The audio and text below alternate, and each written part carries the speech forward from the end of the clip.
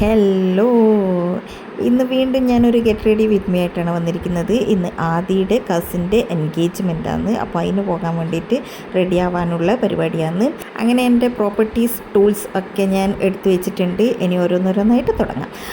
First moisturiser ഇട്ട് കൊടുത്തിട്ടുണ്ട്. പിന്നെ സൺസ്ക്രീന് ഒട്ടും കുറവ് വരുത്തിയിട്ടില്ല, വാരി തേച്ചിട്ടുണ്ട്. ഒന്നിനും ഒരു കുറവും വരുത്തണ്ടല്ലോ എന്ന് വിചാരിച്ചു. ഒരു വലിയ ഫങ്ഷനൊക്കെ അല്ലേ, അതുകൊണ്ട് ഒന്നിനും ഒരു കുറവും വരുത്തണ്ടല്ലോ എന്ന് വിചാരിച്ചു. അപ്പോൾ സൺസ്ക്രീൻ ഇട്ട് കൊടുത്തതിന് ശേഷം പിന്നെ ഫൗണ്ടേഷനാണ് ഇട്ട് കൊടുക്കുന്നത്. ഫൗണ്ടേഷനും എല്ലാവരുടെയും നന്നായിട്ട് അപ്ലൈ ചെയ്ത് കൊടുത്തിട്ടുണ്ട്, നന്നായിട്ട് ബ്ലെൻഡ് ചെയ്ത് കൊടുത്തിട്ടുണ്ട്.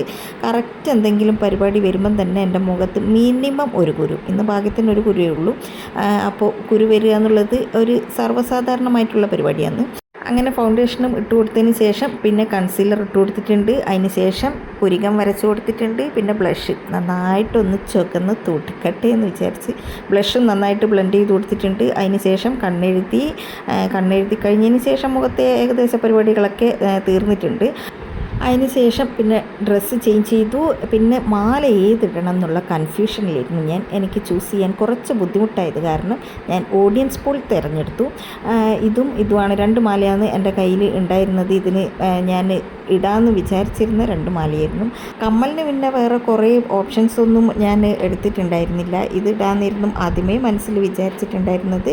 അത് തന്നെ ചൂസ് ചെയ്തു. ഇതൊരു ബ്ലാക്ക് മെറ്റലായിപ്പോയി, മാല പിന്നെ സിൽവറും ആയിപ്പോയി. അങ്ങനെ രണ്ടും 2 തരത്തിലായിപ്പോയി. വലിയ കുഴപ്പമില്ല, പക്ഷേങ്കിൽ മാല ഇതിനായിരുന്നു കൂടുതൽ വിലയേറെ അഭിപ്രായങ്ങൾ കണക്കിലെടുത്തുകൊണ്ട് ഞാൻ മാല ഇതാണ് ഇട്ടിട്ടുണ്ടായിരുന്നത്. ഇതാണ് ഭംഗി എന്നുള്ള അഭിപ്രായമായിരുന്നു.